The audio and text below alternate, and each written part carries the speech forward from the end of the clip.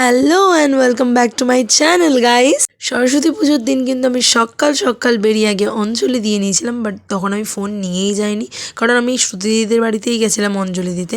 And ফোনে যেহেতু charge ছিল না, তো ফোন চার্জে বসিয়ে দিয়ে আমি অঞ্জলি দিতে যাই, তো সেরকম কোনো ক্লিপই নিতে পারিনি।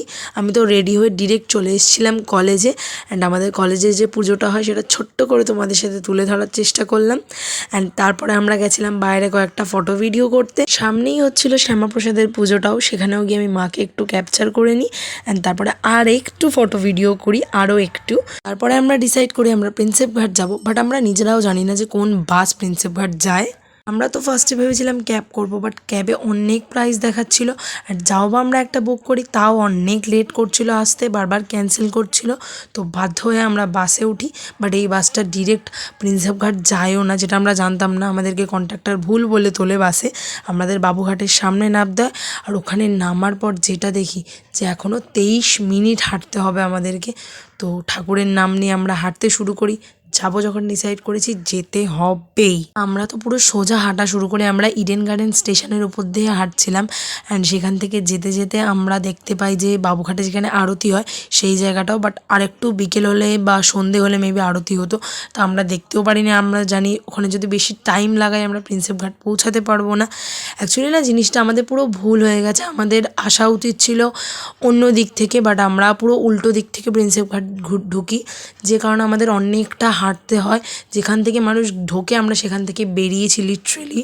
আমরা তো এক্সপেক্ট করেছিলাম গিয়ে একটু অ্যাটলিস্ট বসতে পারবো, বাট এতটাই ভিড়, কোনো সিট কোনো বেঞ্চ ফাঁকা ছিল না।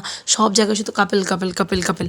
উফ, এত বিরক্ত লাগছিল কি বলার বাইরে। তাও নিজের মনকে সান্ত্বনা দিলাম যে আজকের দিনে বেরিয়েছি যখন এরকম জায়গায় এসে আমাকে তো এটা দেখতেই হতো। আমি তো আগে থেকেই জানতাম বিরক্ত হওয়ার কিছু নেই বলে আমি আবার চলে গেলাম ফটো ভিডিও করতে, যেটা করলে আমার মনে অনেক শান্তি পায়। তারপর আমরা সামনে একটা ফুচকার দোকান দেখতে পাই, যেখানে আমরা চলে যাই ফুচকা খেতে। ফুচকাটা ঠিকঠাকই ছিল, খুব একটা ভালোও ছিল না, বাট ঠিক আছে, তাও একটু মনটা শান্তি হয়। তারপরে ওখান থেকে আমরা যাই হাওড়ায় বাসে করে। আমরা ডিসাইড করি কি আমরা কলেজের ওখানে যাব। আমি ভেবে রেখেছিলাম ওখানে একটা ক্যাফে আছে, ওই ক্যাফেতে গিয়ে আমরা খাবো। এর আগে আমি অনেক ভালো ভালো রিভিউ শুনেছি ওই ক্যাফেটার, তো আমি ডিসাইড করেছিলাম আজকে ওই ক্যাফে থেকেই খাবো আমরা।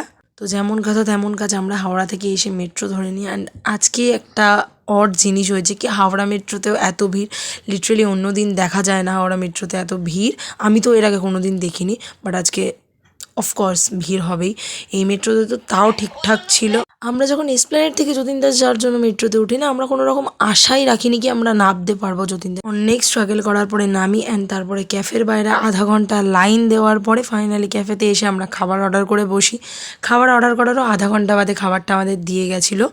তো আমরা অর্ডার করেছিলাম এগ চিকেন ফ্রাইড রাইস আর সাথে সেজওয়ান চিকেন, যেটা প্রাইস আন্দাজে খেতেও দারুণ ছিল আর কোয়ান্টিটিটা অনেকটা ছিল। তো এইভাবেই কাটলো আমার সরস্বতী পুজোর দিনটা। তোমাদের সাথে দেখা হবে নতুন কোনো সুন্দর ব্লগে, ততক্ষণের জন্য tata, take care and by.